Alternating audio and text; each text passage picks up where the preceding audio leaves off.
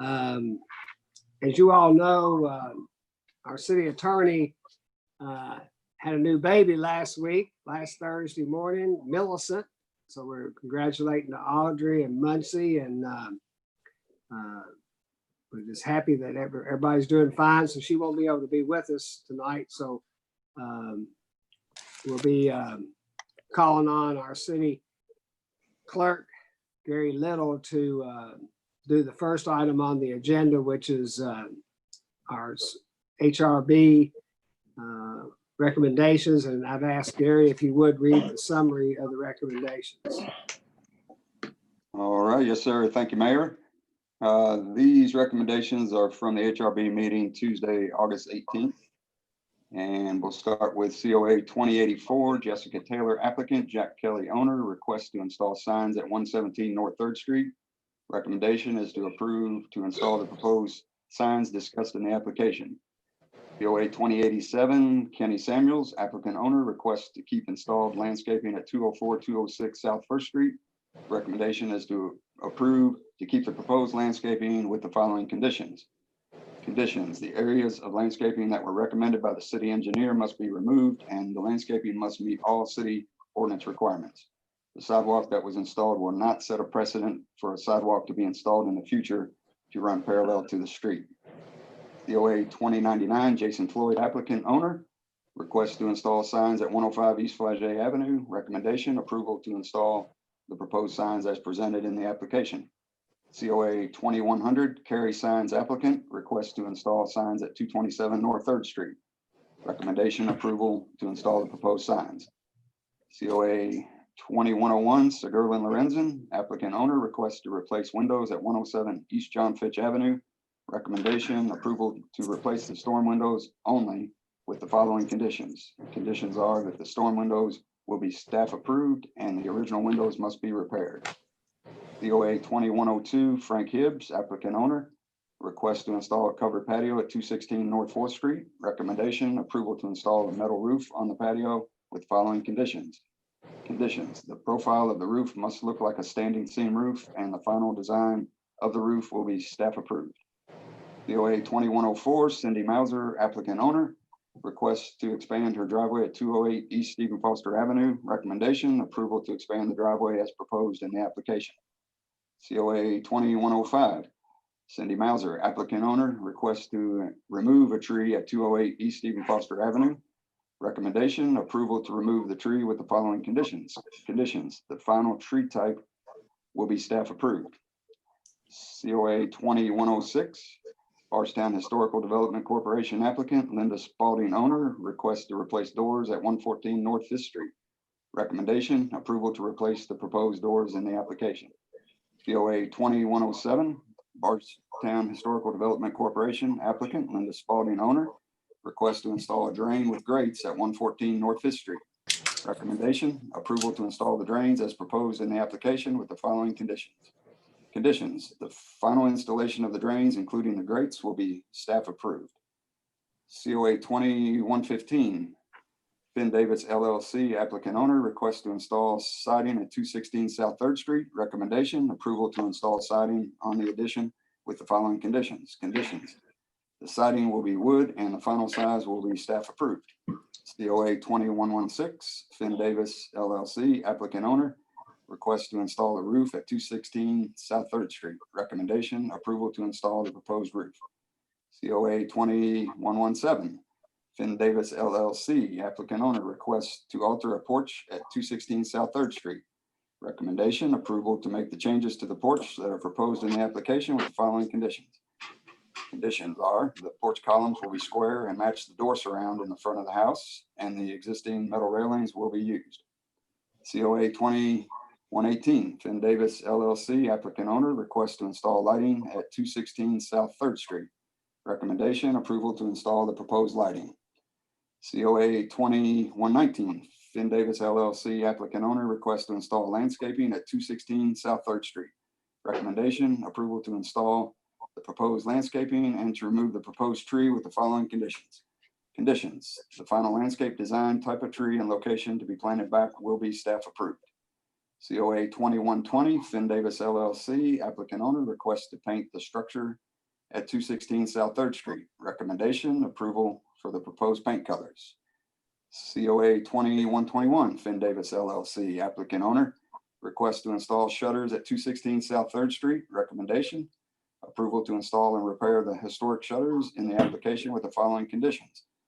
Conditions are that as much as it possibly can be, the shutters and hardware will be mounted into the mortar of the brick. And with provisional approval, staff approval, COA 2108, Leslie Brown, applicant owner, requests to replace the roof at 108 South 5th Street. Recommendation, approval to replace the roof as proposed in the application. And COA 2109, Mike and Susan Sloan, applicants owners, request to install utility lines underground at 205 South 3rd Street. Recommendation is to approve to bury the utility lines. Okay, thank you, Gary. Excuse me. Does anyone have any questions on these? Is Rashay on the meeting? I don't think so, Mayor. All right, I think these are all, since they were all approvals. Does anyone have any questions on these? If they don't, then I would ask for a motion to approve the recommendations as presented with conditions from the HRB report. So Mayor, move, Mayor. Use myself from 102, please. Okay, let's, all right, let's, yeah, I forgot about that. Frank, thank you. No worries. Why don't we do this? Let's do COA 20-102 and Frank Hibbs will abstain from that vote, please. Let's have a motion to approve that one, then we'll do the rest of them. How about that? Mayor, Yes, I'm ma'am. sorry, I need to abstain from 2084 and 2115 through 2121. Hold on a minute. 2084 and 115 through 121. all right. Okay, let's do 2084, or excuse me, we'll do 2102 first, and then we'll let Frank, Councilman Hibbs abstain, and then we'll get to you, Councilwoman Hart, after that, and then we'll do the balance of them. I have Okay. one too, Mayor. I have one too. All right, which is what? Mine is Kenny Samuels, what was it, 87. All right, All right, so which ones are we voting on, Mayor? all right, we need a motion for 20-102, and Councilman Hibbs will abstain. I'll make So a motion. moved. Yeah, so moved. All right, we have Go a ahead. motion by Councilman Williams. We have a second by Councilman Buckman. Any discussion? All in favor, say aye. Aye. All opposed? Motion's carried. All right, Thanks, everyone. then next we need a motion to approve the recommendations 20-84 and also 20-115 through 121 with Councilwoman Hart abstaining. Can I get the motion for those? So move, Mayor. I have a motion by Councilman Hibbs. Is there a second? I'll second. Okay, a motion by Joe. Councilman, second by Councilman Buckman. Any discussion? All in favor, say aye. Aye. Any opposed? All right, and then now we have Councilman Buckman will abstain from 20-87. I need a motion to approve 20-87 with Councilman Buckman abstaining. So moved, Mayor. Okay, that's a motion by Councilwoman Hart. Is there a second? I'll second, Mayor. All right, we have a second by Councilman Hibbs. Any discussion?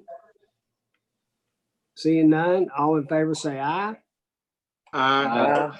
All opposed? Okay, and those three votes have make sure we have the right people abstaining from those votes.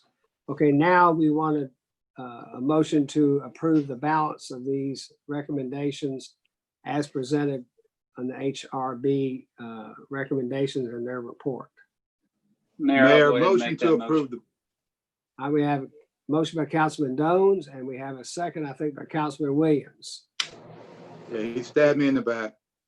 Any other, any Quicker on other the draw. discussion? All right, that's no other discussion, then all in favor, say aye. Aye. All opposed. All right, looks like we've got all those done, I think, finally. I was trying to pull the trigger a little too quick. I should have slowed down.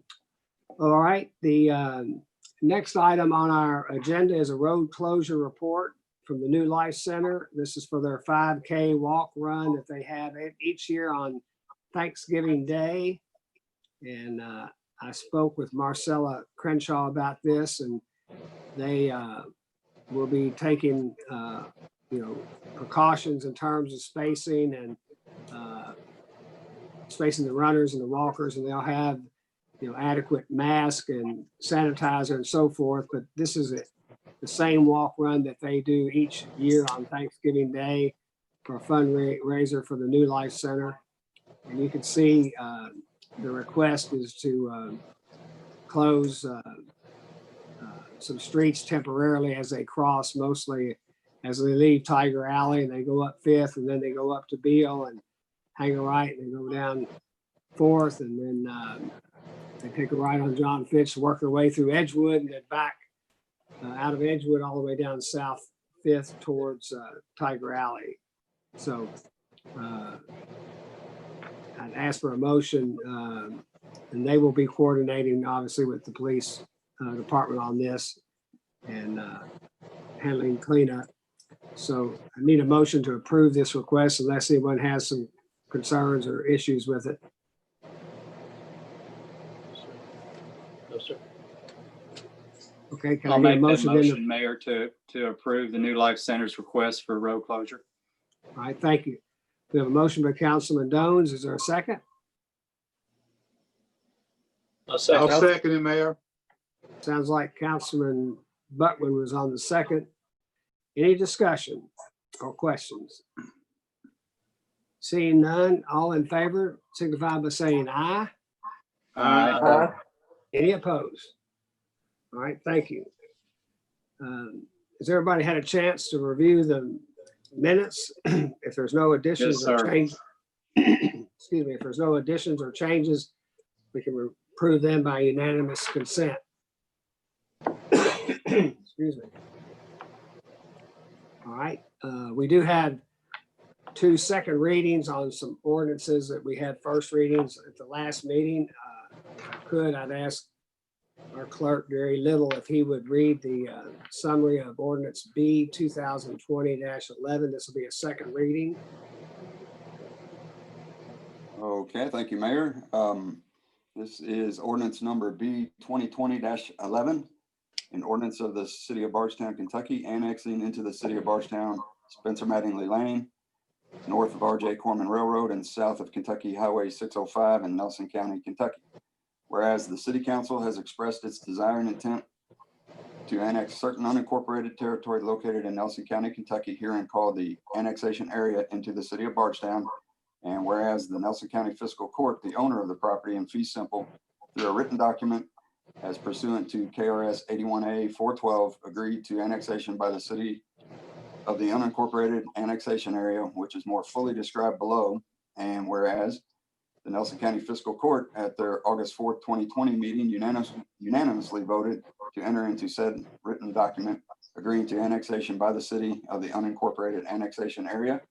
And whereas the territory annexed approximately 1.2 acres of the Spencer Mattingly Lane right-of-way north of R.J. Corman Railroad and south of Kentucky Highway 605 is of urban character or suitable for urban development, and no part of the area to be annexed is included within the boundary of another incorporated city, and the city has declared it desirable to annex the proposed unincorporated territory. And whereas it is the intent of the city to so annex, and whereas it is deemed beneficial and necessary to the welfare of the city of Bardstown for its orderly growth and economic development, annex the property described below into the city. And whereas the said owners of record of the subject property to be annexed have consented in writing to the proposed annexation as shown by their consent dated as follows: August 5th, 2020, and therefore pursuant to KRS 81A 412, there is no requirement for a notification ordinance as required by KRS 81A 420 subsection 1, or notice requirements KRS 81A 425, or a waiting period of 60 days as provided by KRS 81A 420 subsection 2, prior to enacting a final ordinance annexing the subject area. And whereas this ordinance is authorized by KRS 81A 412. Now therefore pursuant to the authority in Chapter 81A of the Kentucky Revised Statutes and other applicable law, be it ordained by the City Council of the City of Bardstown, that the City of Bardstown has declared the following described property by reason of present use or potential or both to be urban in character and or suitable for development for urban purposes without reasonable delay. Therefore, the city finds it desirable to annex the proposed unincorporated territory, and said property is hereby annexed into the territorial limits of the City of Bardstown pursuant to the provision of KRS 81A 412 as follows. And the annexation legal description for Spencer Mattingly Lane is listed here in the ordinance for the 1.2 acres. Section 2 states this ordinance shall become effective on the date of its passage and publication as required by KRS Chapter 424. Section 3, the provisions of this ordinance are hereby declared to be severable, and if any section, phase, or provision shall for any reason be declared invalid, such declaration of invalidity shall not affect the validity of the remainder of this ordinance. All right, thank you. Gary, as you all recall, this was, we're just kind of cleaning up some of this annexation of Spencer Mattingly that was, we don't know that it was inadvertently left out when we did the Polyair annexation, or exactly when that may have occurred, either that or the Oakwood development. So anyhow, I would ask for a motion that we approve this annexation, ordinance number B 2020-11, as was read by our city clerk. So moved, Mayor. Motion back. I think that's Councilman Hibbs. Yes, sir. And is there a second?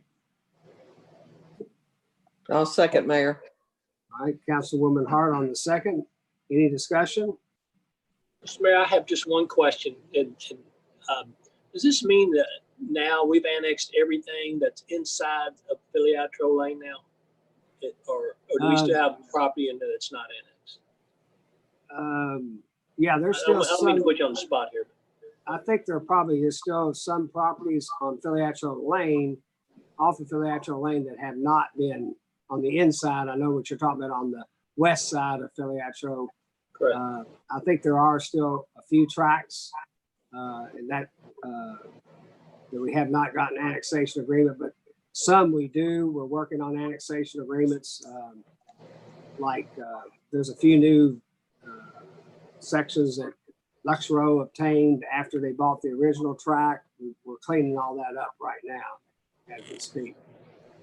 So, excuse me, this is on Spencer Mattingly. I think there's still some on that road as well. On the west side, there are some tracts of land on that as well. Okay. I knew we were getting closer, But I'm not 100% on that, but I think there may be some on that. I know it takes in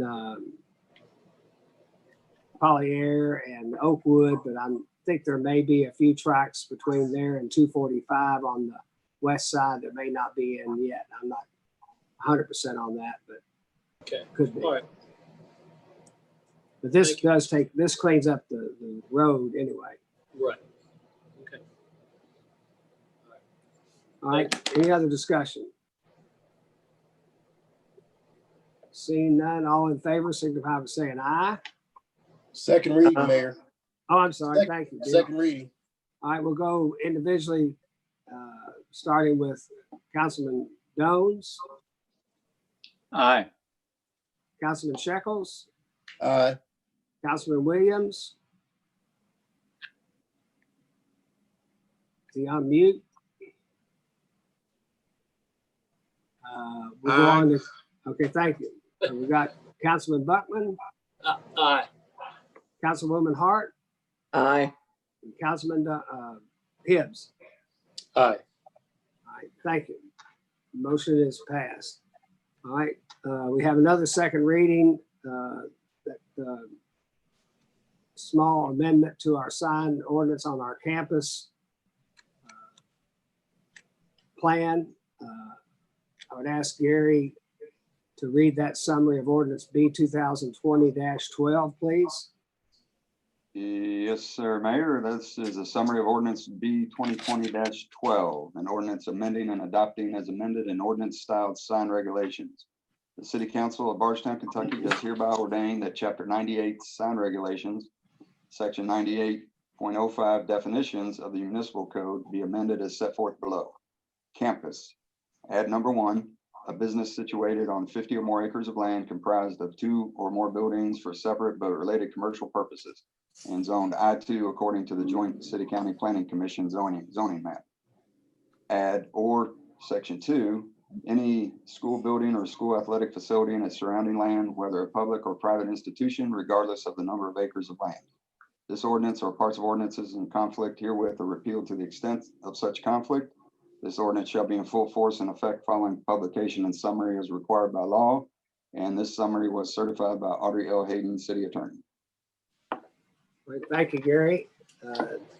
This is a second reading, so I would ask for a motion to approve ordinance number B 2020-12. So move, Mayor. Motion by Councilman Williams. Is there a second? Second. Second by Councilman Shekels. Any discussion? Mayor, I just have one question, and it involves the verbiage, I guess, in the campus paragraph. And this is really maybe a question for Audrey or Gary, but should it read, should it say any active school building, or is that a concern? You know, if it was an abandoned school building or an old building, you know, the way it kind of reads is that any school building on any number of acres of land this ordinance could apply to. Does that make any sense to you as far as how I'm interpreting that? So I guess your example might be if, let's say, the Kobeck building was not owned by the city, and it was being sold by the county and somebody bought it. Yes, sir. And I apologize. I should have noticed that. I should have asked that question on the first reading, but I just thought I'd ask the question. It's curiosity more than anything. I think that's a valid question. I mean, we could, Audrey will be doing some work. I think I'd be rather to run it by her first. We might want to, since we did a first reading of it this way, we did a second reading of it this way. I think if we're going to change any verbiage, we probably need to hold off on the vote, because I think that's a good point that any, I'm not sure whether active is the correct word or Operating. School Operating building. or currently operating as educational facility or something Right. like that. So that's probably a good point because, I guess there could be some point in time that some of these schools, maybe not in our lifetime, but maybe in somebody else's, that they build other schools and they close certain schools, and then that would, I don't know if you could argue that it was a school building once there's no longer a school there. I mean, that's another Right. way to look at this. Well, you might say any operating school building or operating athletic complex, because what might happen with St. Monica's operation down there once Bethel moves everything out to their complex. Right. So you might want to add that to the athletic facilities also. Good Yeah, point. maybe I think we might I think these are good questions that maybe we should just table this at this point and let Audrey clean that up, and we'll take it back up at our next meeting. If we have to, we can do a first reading again and then do a second reading. I don't think they're really under dire circumstances here. This is not like there's a, like in Bethlehem's case, their athletic facility, it's not like they can't use it. And Bardstown's campus is not built yet, so I think we got some time. Bardstown's new campus, that is. So if you all are Mayor, I okay have a with- question. Yes, sir. Do I need to withdraw my motion?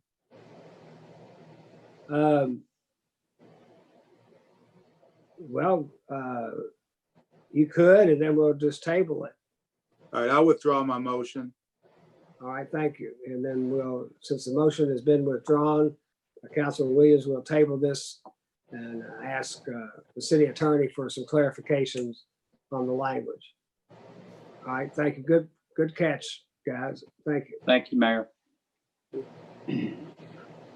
All right, any council members have any anything to bring before the council this evening, or any announcements to be made?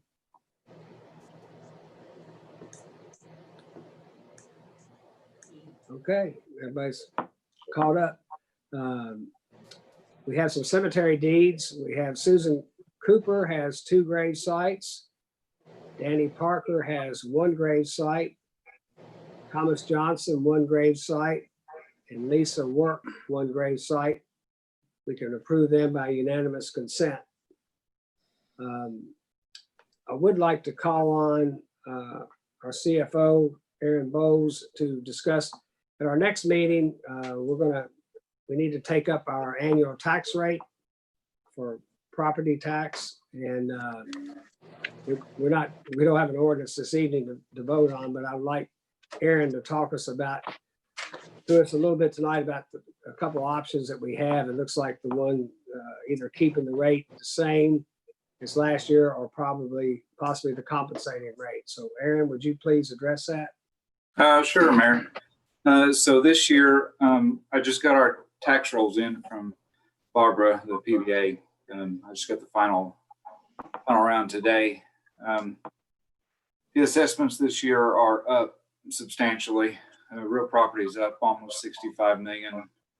Personal property is up a little over 2 million over last year. So that's creating a situation where if we keep rates the same, last year's rates were 17.9 cents per 100 on both real and personal property.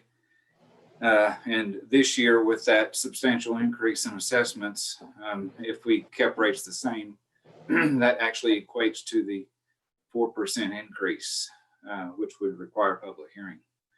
So I have some numbers that I'll probably run by the mayor, and we'll have for presentment at the next meeting. But our compensating rate would drop substantially down to 17.3% on the real property. But we have different options on personal property that I'd like to discuss at the next meeting. But again, I didn't have, I just was able by the end of the day today to finish up actually kind of calculating everything out for each rate. Well, and as I say, the assessed value is a combination of the total assessed value is a combination of the assessments, but it also takes in consideration all the new construction and expansions that have had occurred in the past year as well. I think, is that correct, Aaron? That's correct. And that's the total assessments. Now, when we go to calculate the real property rate, you actually back out any additions. So you're actually looking at an actual comparative assessment between what we would have expected last year versus this year without any additions. So it looks like there are 2 options. One, would be no increase in the rate, and then the other option might be a slight decrease in the rate. Correct. But again, if we don't have any increase, then that requires a public hearing. So because it would be considered a 4% year-over-year increase in our revenue. Well, if you took into consideration the 65 million increase you said, if we kept the rate the same, then that would take us over the 4% that you could automatically take. Am I correct? Yes. Okay, so therefore, if you do a compensating rate, then you'd have to reduce the tax rate to justify what we did last year. That's correct. That's correct. And I've worked up some scenarios showing the rules regarding personal property tax rates are slightly different than those than the rules surrounding real property rates. So, you know, your personal property, which is like tangible business equipment, and from all the industrial sites and all the businesses throughout the community, you have a little bit of flexibility as far as what you can do with that rate. So I was going to kind of present that and let you all kind of see what we can do there too, because it doesn't have to match it doesn't have to follow the real property rate. Right. There's been years in the past where those two differed. It was fairly common for that to happen. Right. But we'll have, I think what we're going to try to do is be able to present two options and have maybe the two ordinances ready for a possible first reading once we agree on which rate we're going to go with. And then we could have a second reading at the second meeting in the month of September. Does that work, Aaron? Yes, definitely. That'll work fine. Does anyone have any other questions of Aaron on this matter right now, or we can discuss it more obviously at the next meeting? Okay. Along that similar lines, we're talking about financial stuff.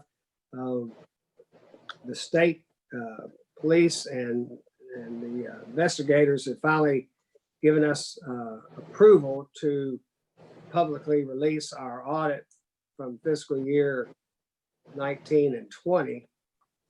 So Linda Gray, our auditor, will be presenting that at our September 22nd meeting next month. So finally going to get that released, and she'll make her comments, and we'll address any of her comments that she has. And you all have gotten, I think, the full audit to look at, and also some summary information. So be reading up on that between now and September 22nd. So if you've got any questions of Linda, you can ask her at that meeting.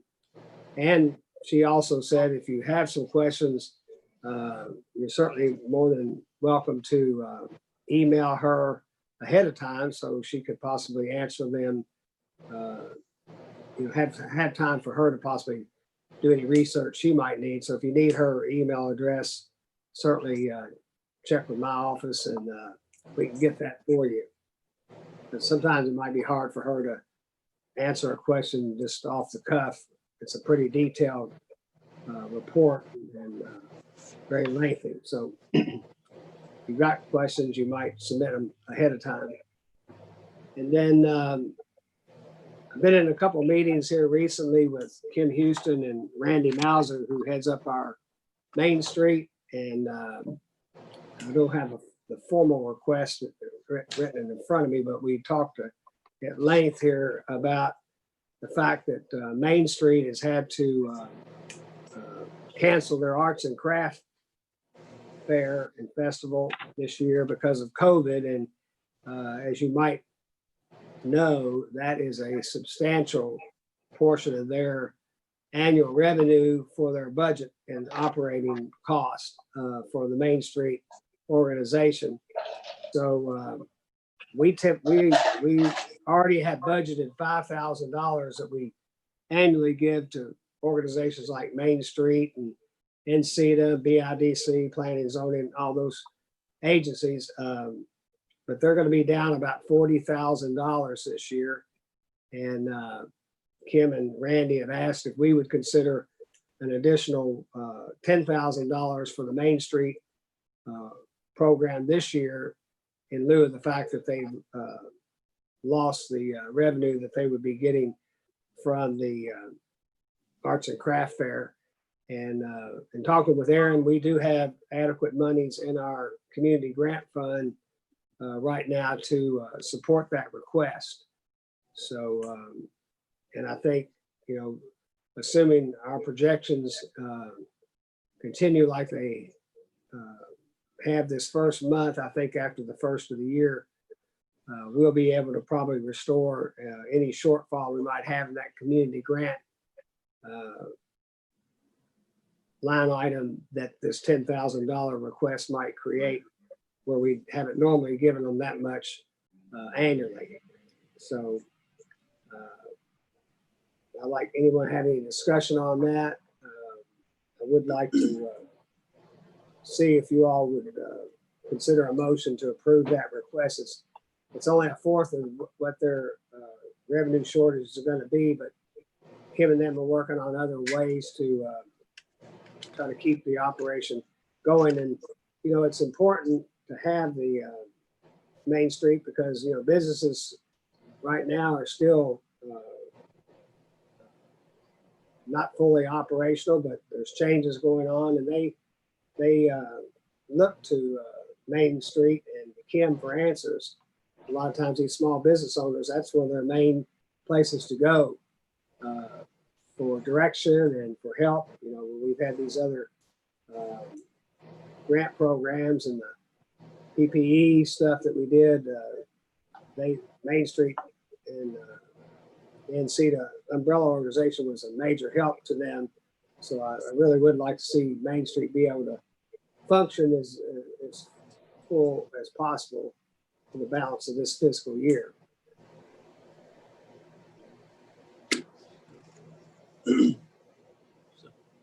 So Mayor, do you want to wait for a formal request, or would you like us to go on and make that motion tonight? I think we would like to make the motion tonight, and Kim will get that written to us. I think, you know, this is a situation, we know the agency, we know the person in charge. It was a brand new nonprofit that we hadn't previously supported. We already know this. I think we can understand that we know who the receiving party is, and that they have an annual tax return and so forth that accounts for how the money is spent. So I think I'm comfortable with us doing it per their request, and we'll have a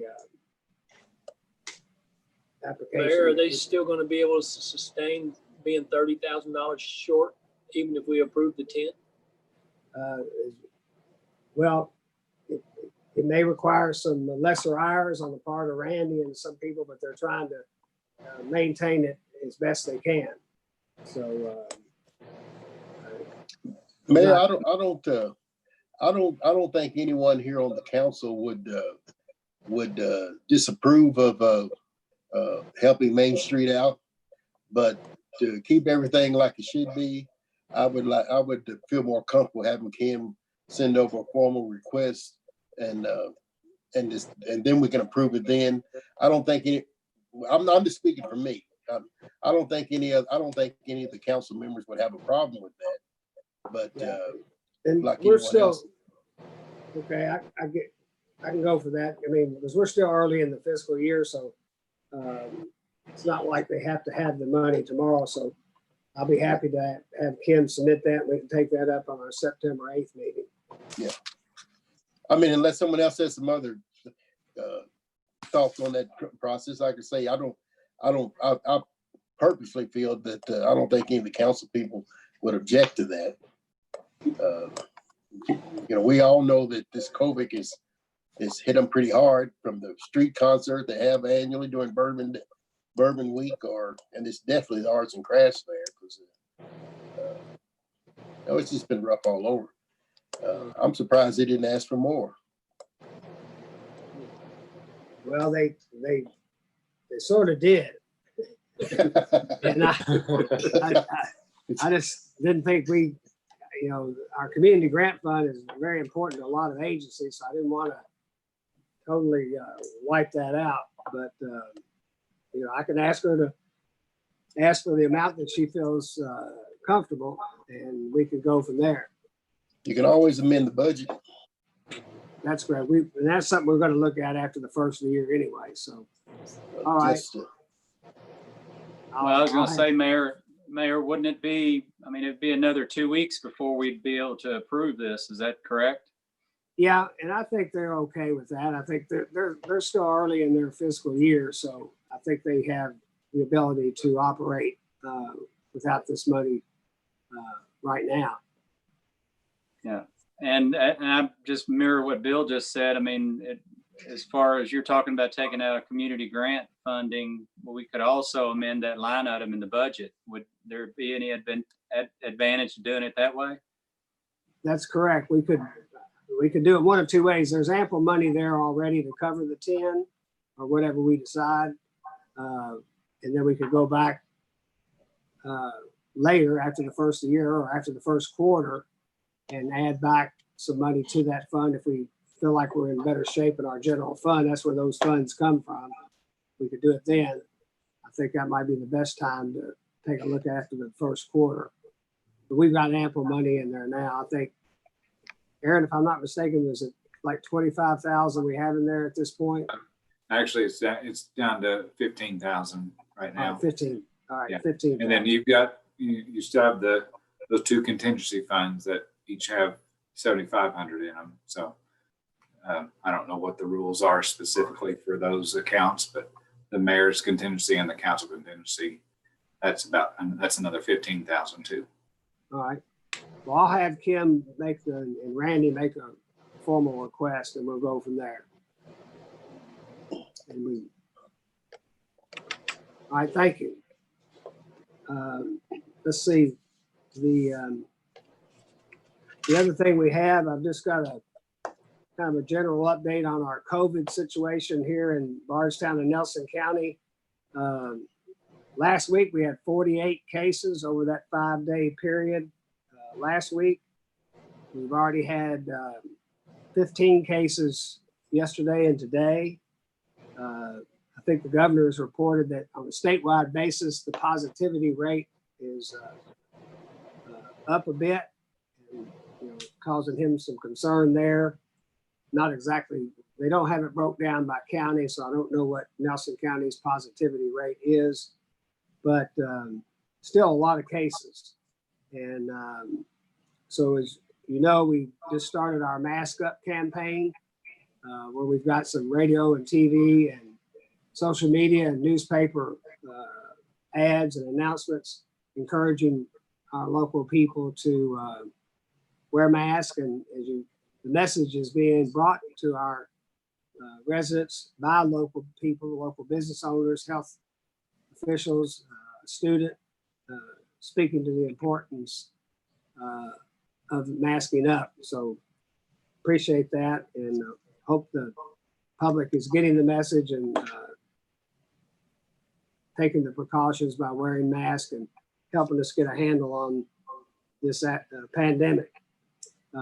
Sidewalk project out on 245 continues. We're getting pretty close to being substantially complete on the first segment of that. That's from 62 over to 3rd Street, or Mago Construction over to 3rd Street or 31E North.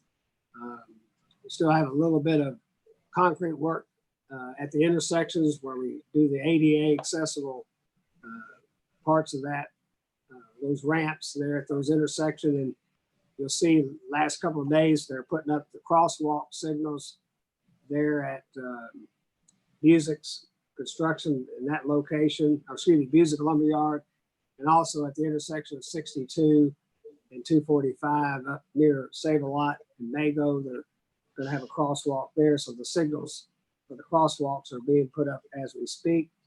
And we started some of the work on the west side of 31E going out 245 till we get to Chambers Boulevard. That'll be the completion of that. And so happy to see that progress going. And we're still, I think Chief told us last week that Chief, I don't know if you want to report on the status of the Fire Station 1 with moving equipment and furnishings. Yes, Mayor, thank you. Last week, the Friday, the contractors actually wrapped up all their work. Logan's here. We did the final inspection and passed, and we have started moving stuff in. I'm sitting in my new office actually tonight. We're still kind of waiting on mattresses and so forth to come in, but once they're here, we will actually be responding out of the firehouse 24 hours a day. Starting this week, we're going to be working up here probably from like 9 to 9, and then they'll come back to 5th and Broadway to sleep. But anybody would like to come and take a tour, be glad to have them. Right. So are you all going to be operating out of there, you say, starting when? Actually, today we've been up here all day long, and until the mattresses come in, they come in on duty at 8 o'clock in the morning, so they'll probably get up here about 9 in the morning and stay the entire day until it's time to go to bed, and then they'll come back down to 5th and Broadway. But we're hoping the mattresses will be here at least by Friday, and then we'll be here 24 hours a day. All right, thank you. Anyone else got questions of Chief Mattingly? Great job. Thank you. Can't wait to see it. We've gotten a lot of good compliments on it. Yeah, it's pretty secure Yes. because I couldn't get into it over the weekend with my key fob or my combination. So it's secure. So now that they've finished construction, they don't want people like me, I guess, getting in there. So anyway. We're working on getting everybody's key fob working on it. Keeping the riffraff out. Yeah. I thought I set an alarm off last week. I called Chief on Sunday and he told me that was already beeping. Fire. Was it a fire alarm? It's a tamper alarm on the suppression system. Yeah. I didn't set it off. It was already set off. So I was happy for that they didn't have to come out because of me on Sunday afternoon. All right. Well, that's all I have. Anyone else have anything else to bring before the council this evening? If not, I would entertain a motion for adjournment. So moved. So moved. So moved, Mayor. All right, we got a motion by Councilman Shekels and I think a second by Councilwoman Hart. All in favor, say aye. Aye. Aye. All opposed? All right, we are adjourned. Thank you all.